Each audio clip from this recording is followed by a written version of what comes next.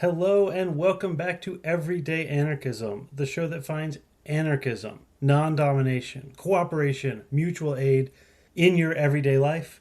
I am your host, Graham Culbertson. This is the first anniversary episode. Yes, if you can believe it, I cannot. I have been making Everyday Anarchism for a year. Still have pets around. That was the cat. And for this very special episode, I have invited back Ruth Kinna, the amazing scholar of anarchism, and also the source of the word non-domination in my intro, to discuss William Morris. Now, as you'll see in our conversation, some people don't consider William Morris an anarchist. As near as I can tell, the main person who didn't consider William Morris an anarchist was William Morris. But I certainly consider him an anarchist. And if you've ever clicked through to the merch section of everydayanarchism.com, most of the designs incorporate William Morris's work. He was a brilliant artist and also a very important, call him what you will, anarchist, communist, socialist, liberator. I hope you enjoy this conversation with Ruth.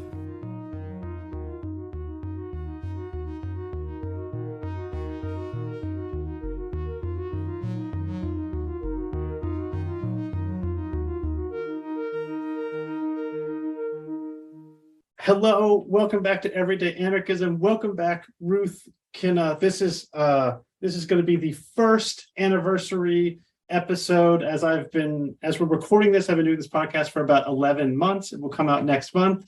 It will be 1 year since I've been doing this podcast. You're one of my very first guests. You're my first 3-time guest. Thank you so much, Ruth, for coming on this show and just having been a friend of Everyday Anarchism. Well, it's an absolute pleasure, and congratulations on the anniversary.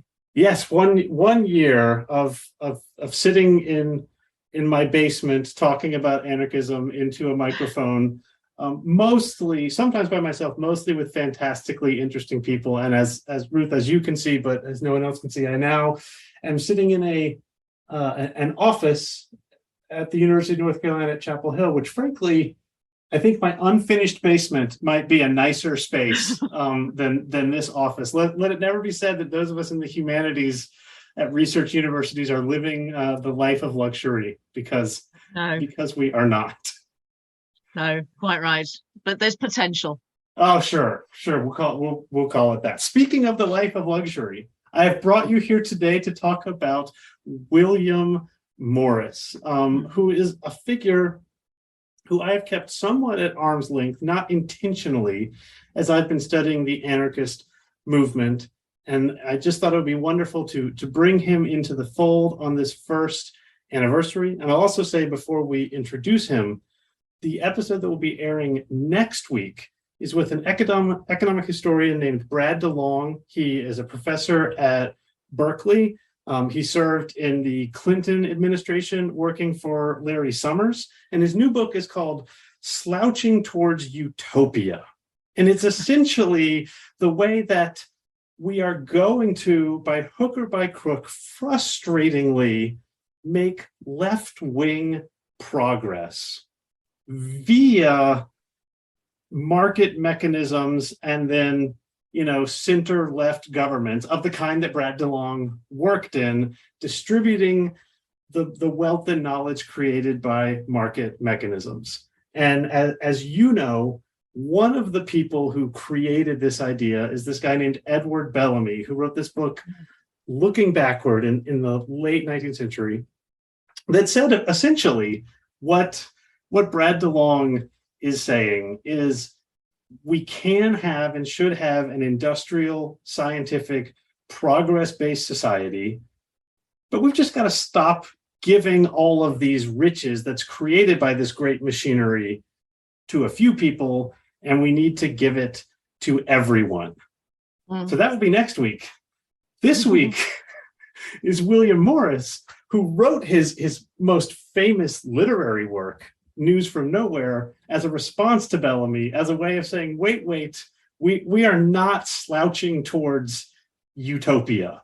As you are building the factories, something much worse and insidious is happening. and Morris has a totally different vision of the future. So I'm gonna put those side by side in the podcast. An economic historian writing today, looking back towards Bellamy, and then you and I speaking today, looking backwards towards Morris. Because boy, does it make, they're both socialists in their way, but boy, does it make a difference which socialism, which late 19th century socialist you take as the person who is imagining the future. Yeah, that's right. And I mean, Morris doesn't actually say that he writes News from Nowhere as a response to Bellamy, but he had read Bellamy and he'd written a critical review of Bellamy. And clearly, I think you're absolutely right that what he outlines, or the story that he gives us in News from Nowhere, is consciously directed against those kinds of technocratic, state-centric ideas of redistributing wealth. And one of the fundamental arguments that Morris wants to make, I think, is that we have to revisit what we understand by wealth in the first place. Yes, that's the basis of the argument, I think. That's another way of putting it. That's why I started with life of luxury, because Bellamy imagines a life of luxury and Morris also imagines a life of luxury, but they are not very similar lives. Okay, well, let's save News from Nowhere towards the end. And before we get there, I want to talk about Morris's art and also his relationship with anarchism, which is a complicated one. From where I'm sitting, he's clearly an anarchist and frankly a quite mainstream anarchist. I also know that he altered his views and also had various times where he did not, perhaps all times, did not accept that label. But before we get there, can you just tell us a little bit about the arc of his life? Yes, so Morris is born into a very very comfortable family in 1834. He's educated in a private school, which is Marlborough.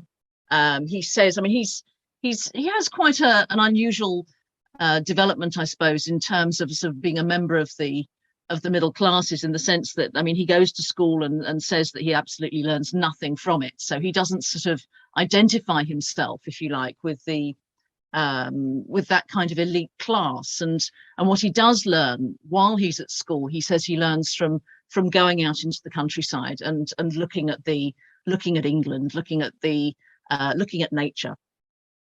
He goes to Oxford University, goes to Exeter College at Oxford University, where he meets Edward Burne-Jones, who becomes one of the great artists of the sort of the second incarnation of the pre-Raphaelite movement. And with Burne-Jones, he's influenced by two things. One is the work of John Ruskin, which is all about attacking the sort of the perfection of classical art, and this idea that it's possible to devise sort of beauty from perfecting one's study of artifice. And from Ruskin, he learns the idea that actually the practice of art and the idea of beauty that we should most value comes from practice, from what people do through their communal activity and through the imperfections that breeds. It's that difference and it's that regard for locality that really sort of speaks to beauty in Morris's view. So if you can't move across, the countryside and see that the architecture changes because the materials change, then actually you've lost something already in your aesthetics. So that's one of the things that animates them. The other thing that animates them is what's called the Oxford movement, which was a religious movement and a revivalist movement, and it was a movement that was directed against Puritanism as an aesthetic form. This sort of rejection of ritual, of ornamentation, and a recovery of what from an Anglican point of view was sort of considered slightly papist, if you like. The idea that when you went into a religious space, actually you should be overawed by the beauty of that space and by its ornamentation. And these two things, I mean, together lead them to completely revise their career prospects, if you like. So they would have been expected to go into the church or into the civil service or into some kind of professional activity. And together they decide that they're going to dedicate themselves to art, although neither of them has a background in this, but that's what they do. So when Morris leaves university, he leaves with Burne-Jones. They make a connection, or they meet Gabriele Dante Rossetti, who's one of the original members of the Pre-Raphaelite Brotherhood. They set up, I mean, they spend some time living with him in Red Lion Square, which is in London. And from there, Morris sets up a company which is called The Firm. The Firm is dedicated to the production of everyday articles of beauty, and it's intended to be a vehicle, if you like, or a platform for bringing beautiful objects to everybody's lives. And it doesn't succeed. I mean, it succeeds in creating some beautiful stuff, and things that we associate with Morris today, like the wallpapers, the cushions, the fabrics. All of this is sort of part and parcel of the work that's done in the Firm. But it's all made by hand, by artisans, by using hand techniques, by rejecting chemical dyes, and basically you can't produce work like that in a way that's or for a price that ordinary people can afford. So basically, Morris realizes that the only way that he can sustain his artistic ambitions is to sell his work or to sell his products to the people that he doesn't really want to reach, which is the rich and the middle class. And this provokes a kind of a crisis in him, I suppose, where, having thought of himself as someone who was going to dedicate himself to art and beauty and spreading art and beauty in the world, he realizes that all he can do is satisfy what he calls the swinish tastes of the bourgeoisie. And so he decides, or he discovers, that the space for art is gone. We're living in a social and economic climate, in a condition that does not allow art to thrive. Actually, what it allows is commerce and trade to thrive, and commerce and trade function on the basis of mass production and not of aesthetics. So what we're doing is flooding our lives with cheap tat, ugly cheap tat. Not only that, we're destroying the environment in the process. So we're building these dirty factories that are killing people, destroying our nature, in order to satisfy a profit motive that is going to debase us in terms of our aesthetic culture. And therefore his life's work cannot succeed. He has become a failure. And at that point, this is I suppose, by the late 1870s, early 1880s, he says he is willing to join any movement that will enable him to advance political change that will facilitate the rebirth of art. And that's when he becomes a socialist. Okay, wow, that was wonderful. I guess a couple of things that I will add, maybe to add some color to this is first of all, if you've ever been to London, there's this absolutely exquisite building, a cathedral, St. Paul's Cathedral, and I'm not sure about Morris, but I've read Ruskin. Ruskin hated it. I mean, it took everything that was beautiful about Roman buildings, and then this is the movement that's called neoclassical, made it even more beautiful. And if you're an American and you've been to Washington D.C. and you like things like the Capitol, that's a cheap, crummy imitation compared to St. Paul's. But for Ruskin, and I assume also for Morris, this was absolutely the wrong way to Yeah. go in terms of the creation of Yeah. art. Yeah. So in terms of the sort of the visuals and the architecture, the epitome of beauty for Ruskin and for Morris were the Gothic cathedrals. So the cathedrals that you find, I mean, dotted over not only in across Britain but also in northern France. So these were buildings which, according to Morris and Ruskin, were built. I mean, they were built by master craftsmen, but also ordinary workers. But basically, you became a master craftsman through honing your technique through your practice. So it wasn't a matter of hiring the architect to do the drawing and then get other people to build it and try and emulate a style that belonged to another period. What you were doing was building according to your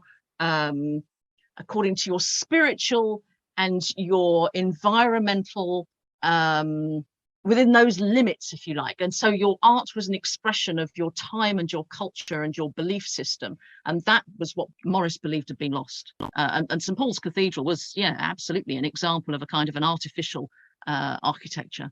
Okay, the other thing I wanted to mention is I am very completely taken by Morris's idea of this sort of artisanal society. And I'll talk with Brad DeLong about whether or not this vision of an artisanal society can make sense. I have a feeling Brad is going to say, no, it's simply not efficient enough.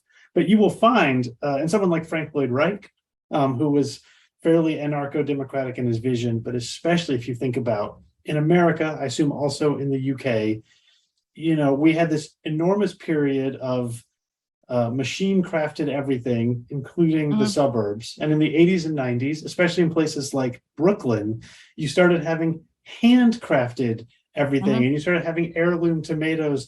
William Morris is sometimes called the father of craft beer. Not that he's the father of craft beer, but that he's the father of artisanal craft. And this stuff is wonderful. Wonderful. The artisanal pickles are better.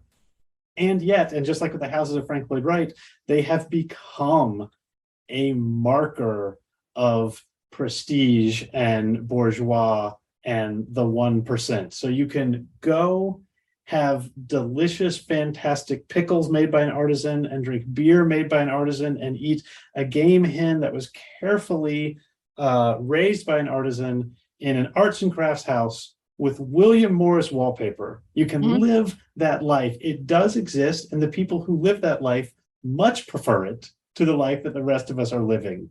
But it has completely failed, as it did for Morris back then, to become something for mass culture. I would argue that's the fault of the economic system, not the artisanal model. I have a feeling Brad DeLong is going to say, it's just always been and always will be a fantasy.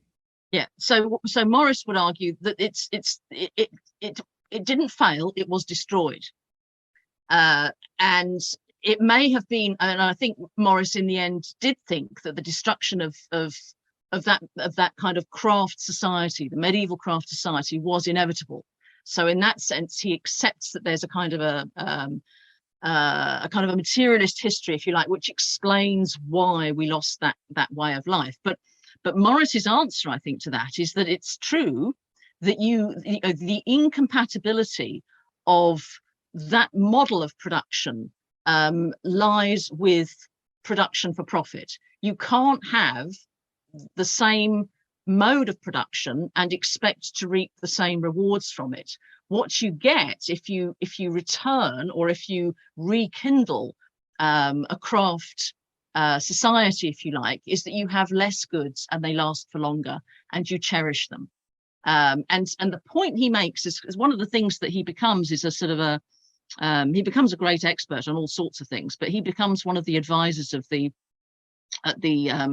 what is now the Victoria and Albert Museum in London.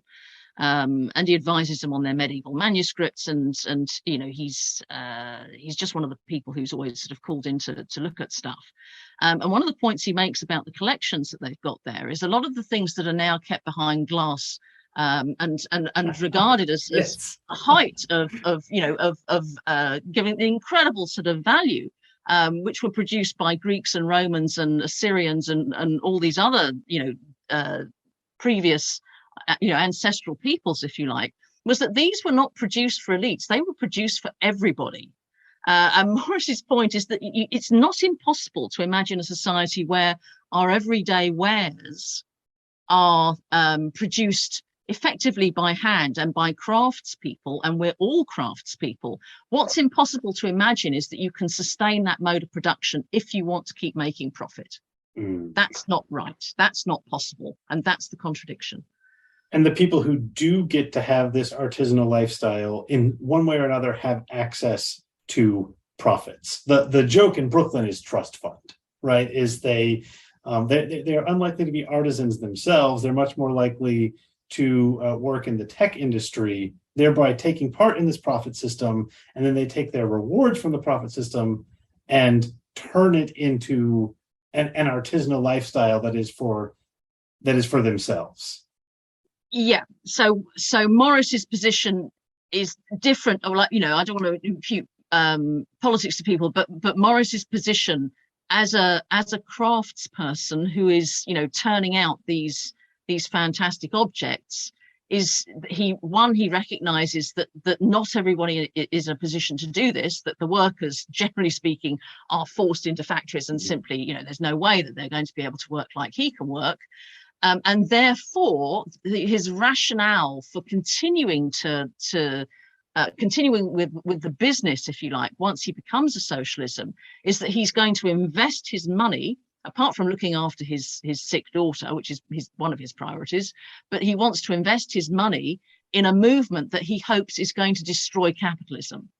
Now, that might be naive, but that's what he thought. So he doesn't want to just protect his position as a privileged worker, if you like, as a craftsman. What he wants to do is actually to fight for the end of the system that prevents other people from doing the same. And I think he's absolutely committed to that. Excellent.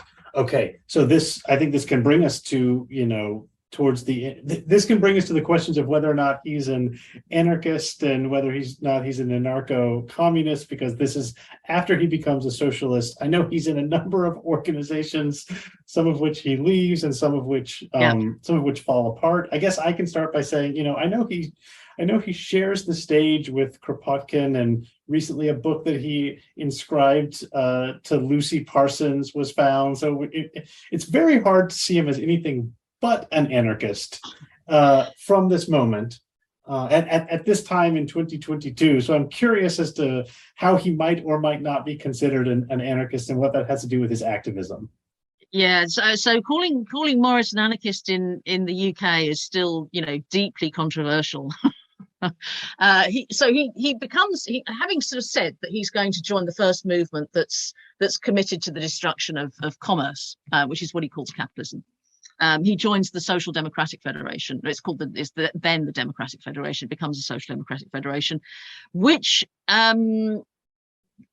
is headed by a guy called H.M. Hyndman, who's an interesting character, but kind of he's known as a Tory elitist. I mean, he's someone who basically thinks that the working classes can't do anything for themselves and therefore need people like him to liberate them for their own good. But the Democratic Federation, the Social Democratic Federation, becomes, if you like, the main vehicle for Marxism in the UK. So although it's a very small group, and it's a group that, Marx dies in 1883, I think. Engels at this time is living largely in London.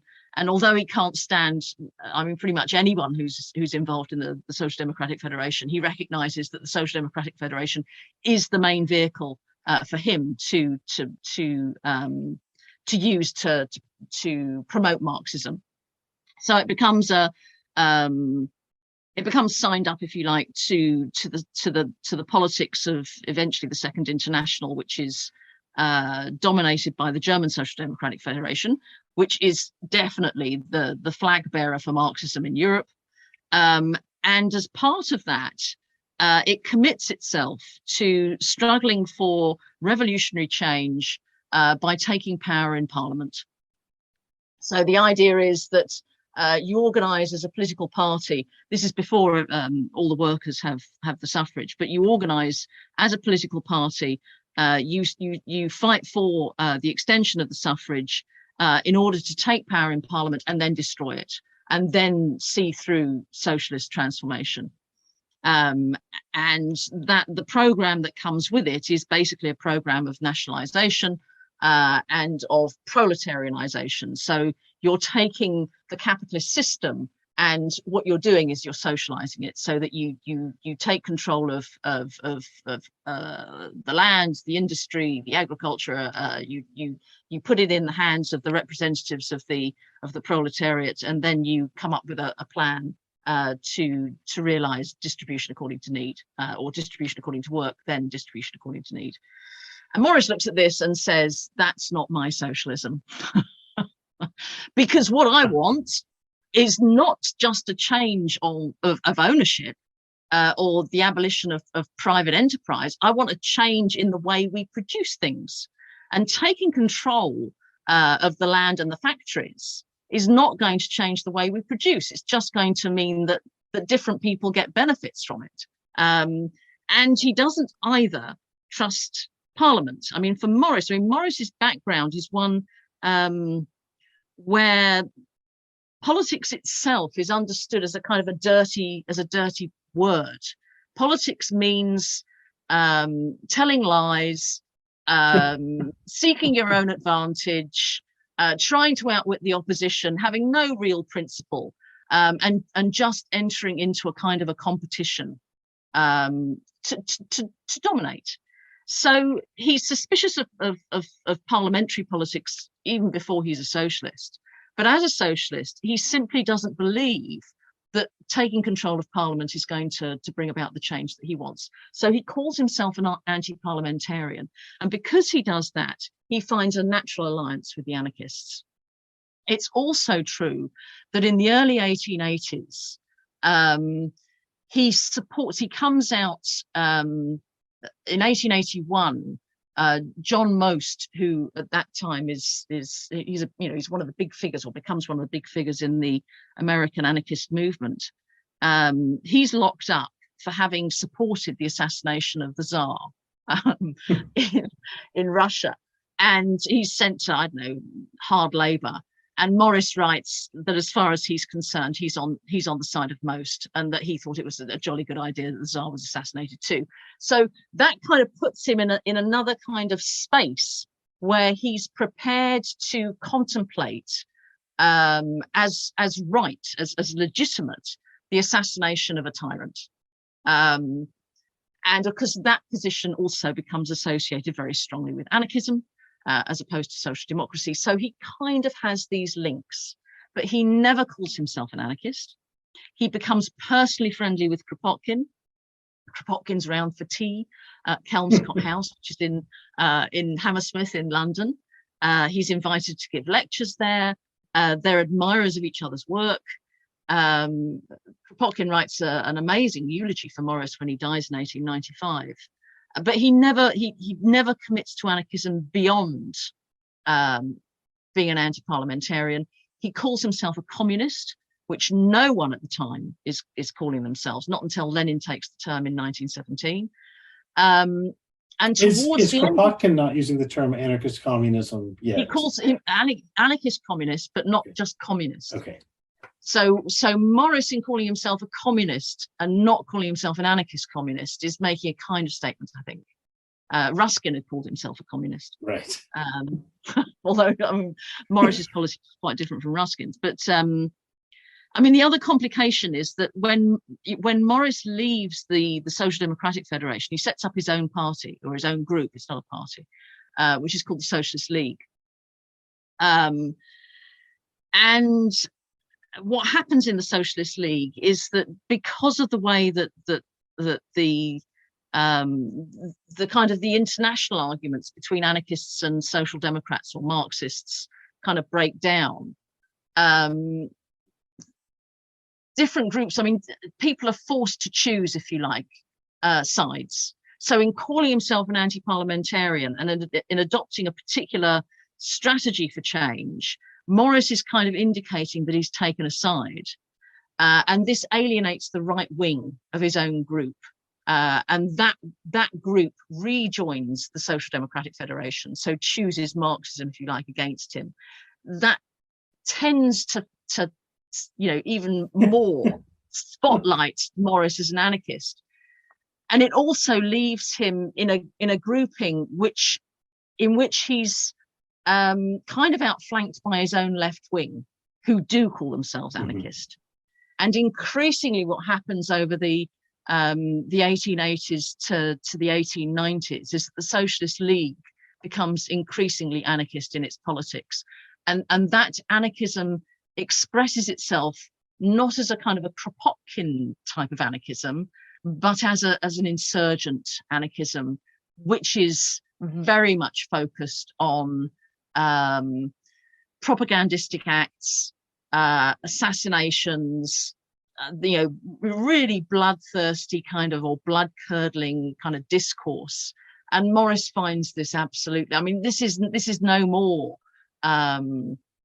his kind of socialism. This isn't going to achieve the transformation of capitalism any more than parliamentary politics is. And so what happens is that he leaves his own group. He leaves the Socialist League. He continues to fund it, which is quite incredible.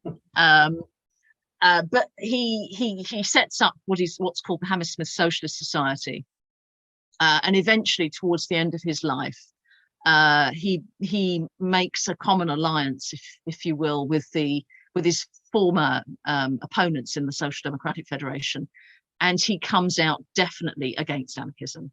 He calls anarchists individualists.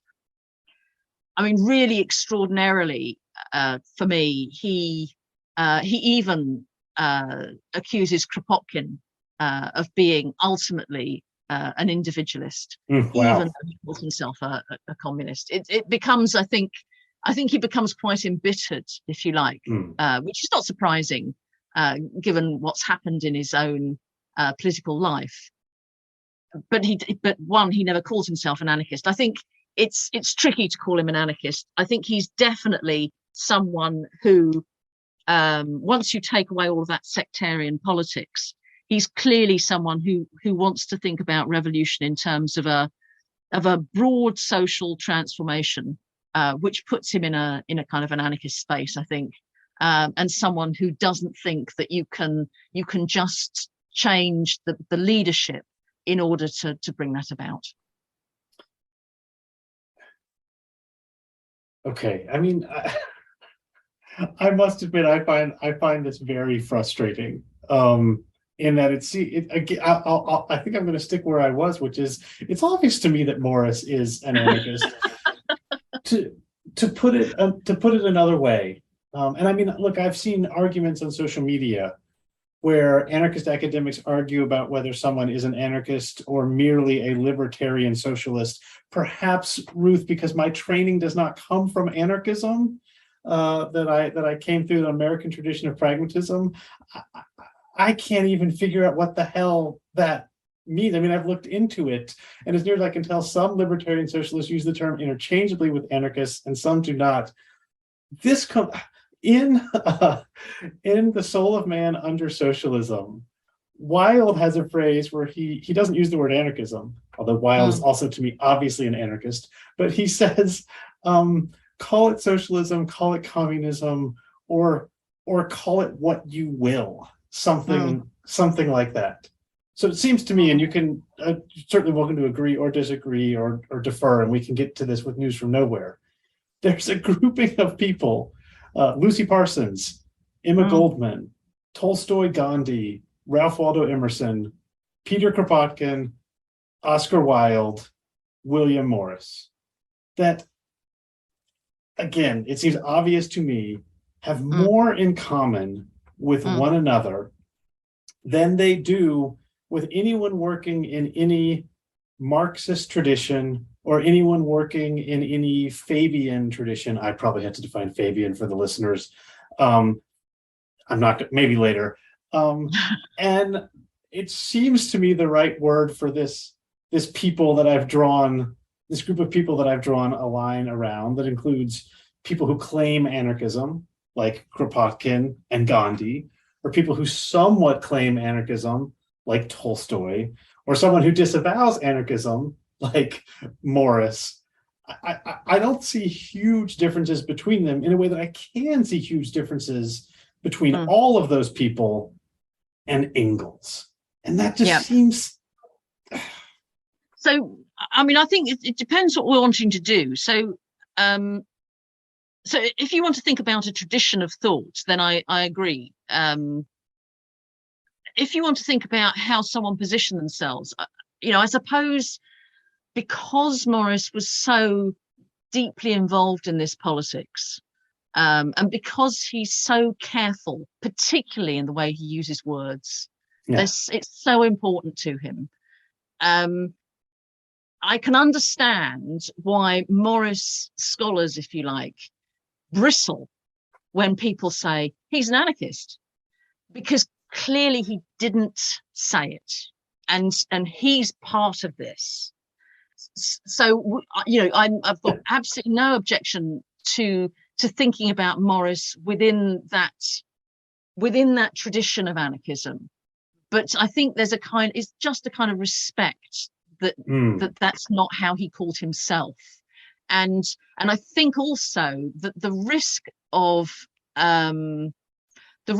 putting him in the context of the 19th century arguments, the risk of putting him on one side or the other is that you miss some of the things that do clearly align him with Marxism. So one of the books he writes, which is a sort of sometimes partnered with News from Nowhere, is The Dream of John Bull, and it's a reversal really of News from Nowhere, in the sense that News from Nowhere takes us into a future, and The Dream of John Bull takes us back into the 14th century past.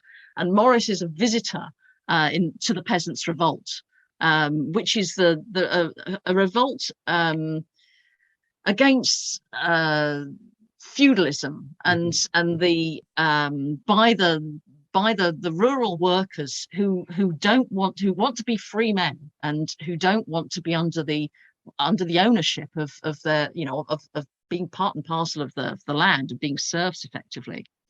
And the story that Morris tells in that is a story of inevitable proletarianization. He tells John Bull that what's going to happen is that not only will you lose this fight, but the forces of capitalism, the forces of commerce, are going to take over, and the condition of the workers will change. They will become free in a sense, but their economic condition will enslave them in new ways. And all of that is destined to take place. The difference that that Morris makes from Marx in that story is that he says, one of the things that we should expect, or this is the question that's put to him by John Bull, is that, well, why don't the workers rise up against this, as the peasants have done in 1381? And Morris says, because they lack the bravery of your peasants. And actually, the conditions of socialism might be right, but unless you have that courage, unless you have that will, you're never going to get to anything that we would consider to be revolutionary change. So in a sense, what he does is he takes a kind of and he spends a long time being educated by Ernest Belfort Bax in Marxist theory, and trying to get his head around Marxist theory. He takes Marxist theory, but he doesn't really, he wants to kind of subvert it. But I think that element of Morris's work is as important as his commitment to fight outside of Parliament as a direct activist, to understanding his socialism. Okay, I haven't actually read the John Bull piece. I think I want to say at this point, if it's okay with you, let's not talk about News from Nowhere. Let's put News from Nowhere aside as a future episode. And you're already coming back on the show to talk about Anarchic Agreements, your new book. So you and I can talk about News from Nowhere. Let's put that aside for 2023. Okay. because it could deserve its own treatment as anarchism. I still Okay. think it does. Perhaps Well, also. yeah. Go ahead. Sorry. I think that's a really interesting point. So News from Nowhere is an anarchy, Yes. absolutely anarchy, uh, and recognized as an anarchy. Kropotkin calls it the most perfect anarchy. Yes. But that's so I agree with that. Yeah. And then okay. So all right. Now I'm going to push forward then. On this topic, because I want to talk about the Middle Ages a little bit more, which is why I don't want to talk about News from Nowhere. But now there's a very crude understanding of William James's philosophy, and it's frankly one of the reasons why some people discredit William James, because this is not a crude misunderstanding of William James's philosophy. It's a direct quote from William James, which is that we should see ideas for their cash value. Or, and some people dislike another critique, a Marxist critique, is that he uses the word cash value. This is not because he is a capitalist. He just is using money to mean the thing that gets you things. So the question is, what does an idea get you? And I would argue that Marxism, yes, we can go on and on about Lenin's deviations from what Marx wrote, but Marxism gets you the Soviet Union, more or less, or at least certainly not News from Nowhere. A sort of left, liberal, technocratic, progressive socialism gets you Bellamy's Looking Backward. And since the outcome in this very rough understanding of William James's pragmatism is democratic socialism, that makes Bellamy a democratic socialist. When Morris imagines a future, you get anarchy. And the term for the set of ideas that has the cash value of anarchy is anarchism. Perhaps this is, people have been offended at James's almost childishly rough understanding of ideas since he wrote these words 130 years ago. But sometimes I just want to say the cash value of Morris is anarchy, and that makes him an anarchist. So, yeah, I mean, so I think certainly in those terms, then News from Nowhere, I agree, is an anarchy, and it opens actually with a discussion that Morris is imagining that he has at the League, i.e. the Socialist League. And it's all anarchists, yes. With the anarchists. So that's the context in which he then sets out this this dream. And it's clearly an anarchy. And he makes the point. I mean, it's explicit in News from Nowhere. At the same time, there's a letter that he writes. There's a series of letters that he writes to this guy, George Bainton. I think these are written either in 1890 or 91, where he says the difference that he has with the anarchists, and by that I think he means not those the kind of the insurgents in the Socialist League, but people like Kropotkin, is that he thinks that there has to be in the end, there has to be some overarching framework which gives us a set of moral values, if you like. It delimits the possibilities, and it's basically it's a kind. What he's talking about is a kind of constitutional framework within which socialism has to operate. And he thinks the anarchists don't have this. Yeah. Now, I think that's a mistake. Yes, I knew you were going to say that. I think anarchists have that too. But Morris doesn't see it. I mean, the interesting thing about News from Nowhere is that the thing that keeps the glue that keeps the society together are the social relationships between the people. Actually, there is nothing else that gives it cohesion and security, and the fact that they've learned from their history. But it's difficult to see it as anything but an anarchy. But I don't think that means that therefore we can say that Morris is an anarchist. I just think that's it's just a problem in terms of his own political identity. So I'm going to tantalize the listener even more. So you should read News from Nowhere, dear listener, and then you can hear discussion of it sometimes in 2023 if this podcast survives the rigor of returning to academic teaching for me, but I do believe it will. There is another candidate for our greatest anarchy these days, and it's Ursula Le Guin's novel, The Dispossessed. Yeah. And it also, I don't believe they have a constitution, but they do have something more than merely social relations. They have a text and a guide in a way that it sounds like Morris would maybe declare as not anarchic in that sense. And of course, at some point, I'm going to have to do an episode on The Dispossessed as well. I myself, I really hope Kim Stanley Robinson is not listening to this episode, do not care for the works of Ursula Le Guin. So since she was his mentor and I've had him on the show, I didn't have the wherewithal to tell him that. But perhaps he can come on and talk about The Dispossessed and convince me that I'm wrong. With all that said, we can leave this aside and you and I can talk about constitutions and anarchic agreements in the future.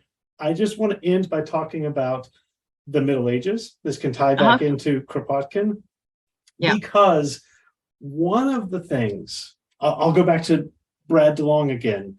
Brad DeLong starts society getting good in and around 1870, because that's when this, scientific progress gets going. Yes, I know. Look, I'm not going to disagree with you, Ruth. I'm going to disagree with Brad. No, it's 1870, from the point of view of whatever you want to call us, anarchists, anarcho-communists, socialists, seems to be when things start getting really bad. Wilde says it's when the machinery really starts running that people become slaves. Now, I think part of this is a misunderstanding. There's been a lot of great work on recently on the economics of the ancient and medieval world. I personally think the entire field of economics is bullshit. That's actually what Brad DeLong and I were originally planning on talking about, but then he wrote a book. So we're going to talk about his book instead of why he shouldn't be an economist at Berkeley. But lately, so the old narrative was people counted production in Rome, in ancient Athens, in Flanders, and decided that everyone there was starving. And when you count that way, 1870 does seem to be the time when all of a sudden you've got less starving. There's all sorts of people recently who have suggested that was just bad counting. And it was bad counting in the service of a Hegelian narrative of progress, that things started getting better around the time that there were factories. So first of all, I'm not going to ask you to adjudicate this, but I think it is simply bad science to claim that up until 1870, everyone was hungry. And after 1870, there was enough food. And, because of politics, people were starving, but that's okay because factories and factory farms are still good. Leaving that aside, sorry, go ahead, jump in. Yes, I've been monologuing. Sorry. 1870 is such an important date. For everybody in the socialist movement, because it's the Paris Commune. It's the Commune. It's the Commune. I know. When I saw that Brad had chosen 1870, I was like, "This is manna from heaven." And for Morris, for Kropotkin, Morris writes about the Commune with Belfort Bax and Victor Dave, who's a Belgian anarchist. For Kropotkin, it's the watershed, and they have different interpretations of it. But one, it's not true that you don't get famines after 1870. But two, the great thing, what do we get with 1870? We get a massacre. We get the biggest European massacre of the 19th century in Paris. That's what you get with the centralization of state power, which is how they see the Commune. And the Commune I mean, the Paris Commune, Big C, becomes a vehicle, I suppose, for people to reflect on what communalism might be, and how you might. So you're not trying to restore the economic condition of the Middle Ages, and in any case, Morris simply doesn't believe that you can wind the clock back. I mean, the anarchists don't believe you can wind the clock back either. What they're trying to do is to think about what was it in that period of time that created this fantastic art and culture, and all of these things that we continue to celebrate and revere across the landscape in Europe.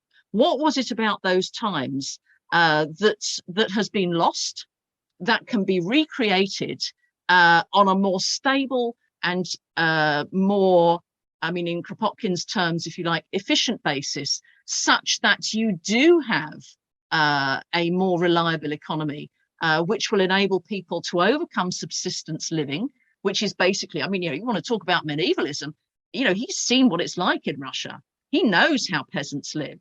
They're dying at young ages because they're forever trying to scrape a living from the land. So Kropotkin's view is that you're not trying to maintain people in this condition. What you're trying to do is improve people's economic condition, but you can't do that without thinking about the broader landscape in which economics works. Economics isn't this separate thing that we can control in order to deliver well-being.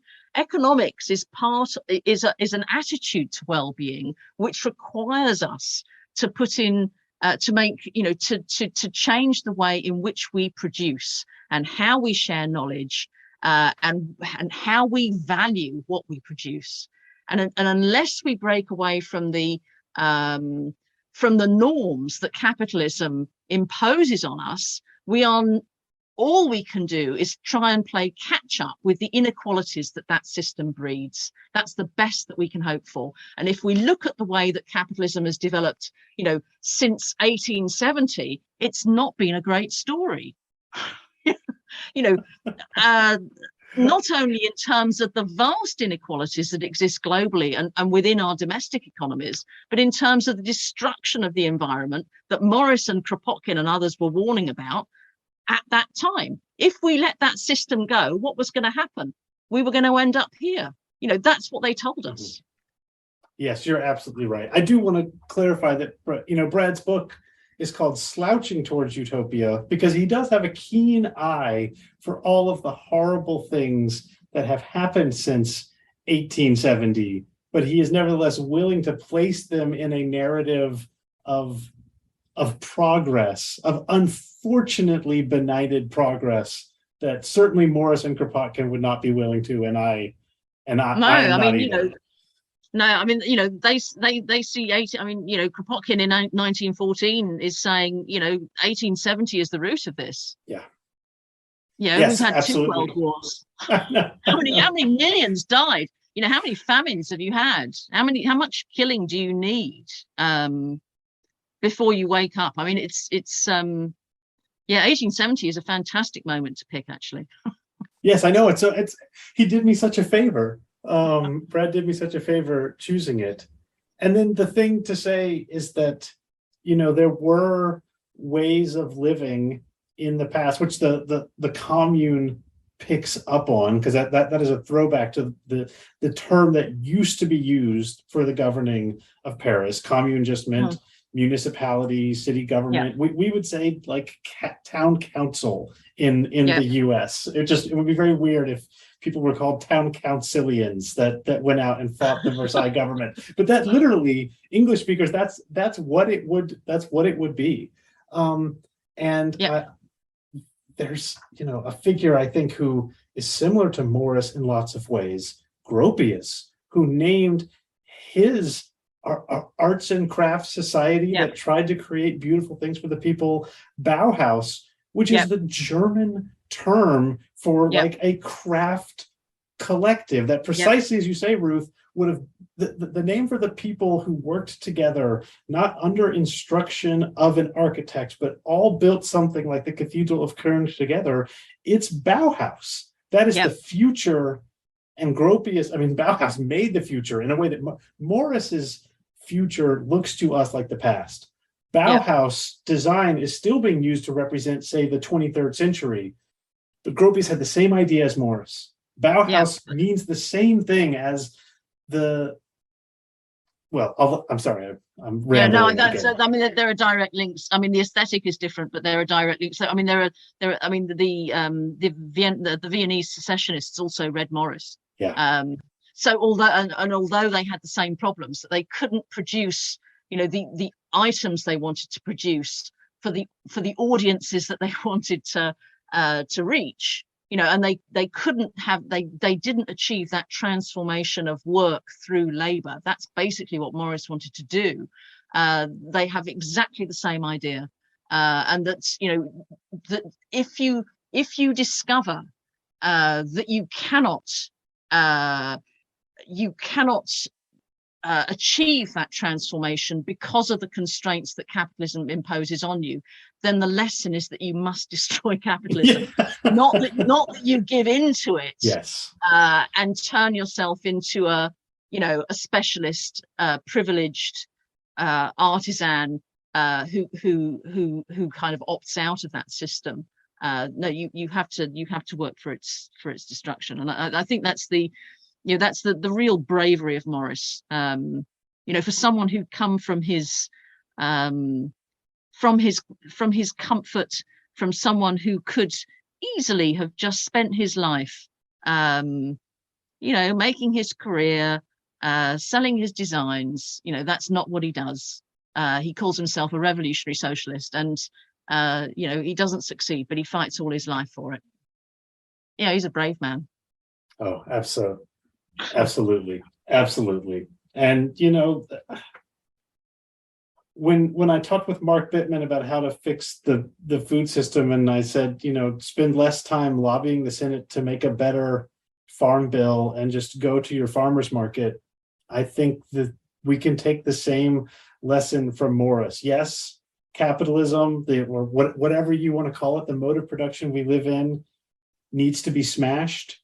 One way to, if not smash it, at least deviate from it, is find someone in your neighborhood, in your area, who makes beautiful pottery. Buy their pottery. Yes, it will cost more than a plate that's been mass produced and shipped from China. Honestly, it probably doesn't cost more in the grand scheme of things. When you factor in the exploitation of that worker, the carbon costs, everything, what the economists call negative externalities in its cost for the world, that local piece of pottery is probably cheaper. And if you can't, and I think there are, Morris says, there are choices that his preferred sort of way of operating is going to impose. That there are certain things that you can't find in your locality, and then there's a decision. So what do you do? And his answer is, I think you go without. And in order then to provide what you need in order to enrich your life as far as you can in your locality. So, I mean, to give an example, I mean, we're now being told by our politicians here that it's fantastic news that we can import lamb from Australia. This is one of the great benefits of Brexit. What is the point of that? It's not as if this is something that we can't, if we want to eat lamb, we can produce sheep. The British Isles are somewhat known for the production in capitalism, it makes sense to start, shipping this stuff from one side of the world to another. And Morris's view is that has to stop. They will tell you that it is cheaper to buy a plate that was made in China and shipped to where you are, as opposed that they will tell you it is radically inefficient. The only efficiency is to ship a plate from China. To buy a plate from your local community is inefficient. That's how you know they have gone mad. And wherever you are, there's someone making Yeah. Beautiful Yeah, place. and actually normally the reason that it's cheaper is because, the people who are actually making them are being exploited in ways that wouldn't be possible, Mhm. here. So, they're not getting the work conditions, they're pretty bad here, but they're an awful lot better than they are for those who are making goods that are cheap and flooding the markets here. So, they're the costs. Yeah, That there it we is. Morris has a great line in News from Nowhere where he says the goal is to produce something with as little labor cost as possible. Yeah. That's what they count as efficiency in this current system. It's not anything that you would think of as efficiency if you were designing efficiency from a starting point. But if you're Mm, designing it from the perspective of a wealthy capitalist, efficiency means how little can I pay yeah. my labor? And then we're Yeah. told we simply can't afford to have nice things. It costs too much. This takes Yeah. us right back where we started. It Yeah. only costs too much if you're thinking in terms of profit.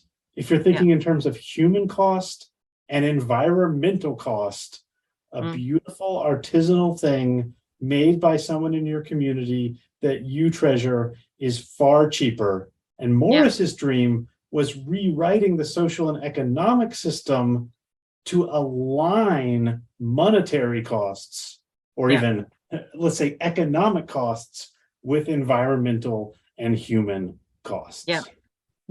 Yeah. So, and the benefit of that is as he says, that in the end, then our production becomes something that we engage in creatively, so that we don't think that we're working anymore, because we enjoy what we do. I mean, and some of us do have that privilege. We enjoy what we do, but a lot of people don't. Yeah, I mean, you're absolutely right. I'm bearing no burden at all to return to UNC to teach. It's what I wanted to do. I would have done it for free. But that is because I sit in a, dingy though my office is, in an incredibly privileged position. And Mm, Morris's radical view that nevertheless I find convincing is that could be extended to everyone yeah. with a reordering of the system of production. Mm, that's right. What Fantastic. wonderful, wonderful. This has been the first anniversary edition of Everyday Anarchism. Thank you so much to my guest, Ruth Kinna. Look forward to hearing her discuss her new book, co-written book, Anarchic Agreements. Because yes, according to Ruth, at least, anarchists can write constitutions. I'm a little bit skeptical. I'm looking forward to reading the book. Okay, cool. So I hope you enjoyed that conversation. I found it fascinating. We did not even get to Morris's most important work, News from Nowhere. But don't worry, Ruth will be back to discuss News from Nowhere in season 2. Yes, it's time for a programming note. The show is still coming out, as you know, as you're listening to an episode of it right now, but it's not coming out every week anymore. It's going to come out fitfully throughout the rest of 2022, especially as I'm speaking to authors, people who have new books coming out. And then for 2023, it's going to become an every other week show for what I'm calling season 2, which, I don't know, season 2 is going to be between 10 and 20 episodes. I'm still working it out, so it'll run from roughly half the year to almost the entire year. The cat is still here helping me record. In the meantime, I could still use your help. If I can get more money that I can budget to editing, the show can perhaps even be a weekly show. If you can, please go to everydayanarchism.com and give. You can sign up for my newsletter there, a newsletter that is currently on hiatus, but I hope will be coming back soon. You can support the show a number of other ways. The best way is probably just telling a friend that you think they should listen to this show. Rating it on Apple Podcasts or Spotify helps a lot. Buying some of the merchandise. Emailing me helps me spiritually. I'm hoping to do some Q&A episodes, which I haven't done for a while in season 2 because the questions have mostly dried up. If you have any questions, send me some questions and I will do a Q&A episode. The show has lasted a year. It's grown enormously. It's been utterly vital to me in this past year. So thank you for listening. Thank you for making it happen. Last programming note. Next week, I'll be talking to the economist and economic historian Brad DeLong about his new book, Slouching Towards Utopia. We're going to start by talking about William Morris and his utopia before we get to Brad's own vision of the future that I personally find quite amenable, although I certainly find much less desirable than the anarchist communism of William Morris. The music, which you're about to hear, is by David Hill.